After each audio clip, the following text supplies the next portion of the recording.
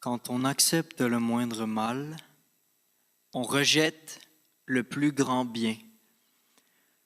Pour esquiver toute pensée radicale, se dire que tout est mieux que rien. Quand le pouvoir s'échange entre partis rouges et gris-bleu, c'est normal que les mentalités changent, mais que les chiffres bougent si peu. Politique du moindre mal à tout prix, payée par l'avenir, pourvu qu'aujourd'hui soit exempt de tension un peuple confortablement coincé entre la gauche, la droite et l'extrême centre de détention. Aux 4 ans, les gens ont le Parlement à cœur, le reste du temps, haut le cœur.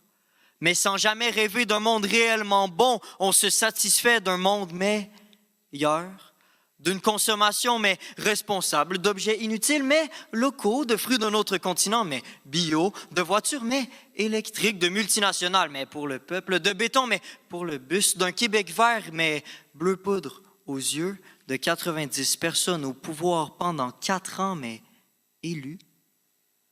Est-ce qu'on n'est pas en train de vouloir étouffer la destruction avec ce qui lui a donné de l'air?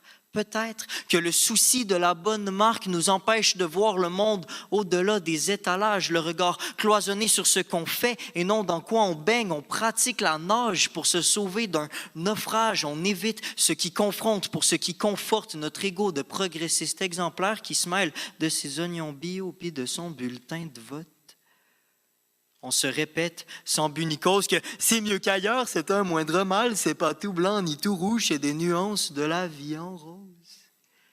S'il faut voir les deux côtés de la médaille pour brandir un avis, il arrive qu'on la tourne, retourne, détourne pour dissoudre l'abrasif et n'afficher que ce qui est poli. Alors dépourvu de motifs, on se bat plus qu'au nom de la nuance. Est-ce qu'on a tous un petit conservateur à l'intérieur qui veut surtout pas que le monde change?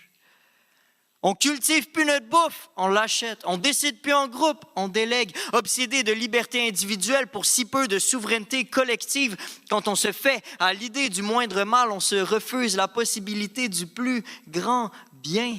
Ce que je déclame, c'est pas un cri du cœur ou un sermon, c'est une permission de reconnaître que les moyens pour lutter une catastrophe doivent lui être proportionnels. Une permission d'un mal pour un bien à long terme. Une permission d'avouer que ça n'a juste pas de sens. Vivre ainsi, et que justement le sens, ça devrait peut-être être ça qui nous guide. Une permission pour une fois de penser le monde sans compromis pour changer l'avenir en terre promise, en champ des possibles.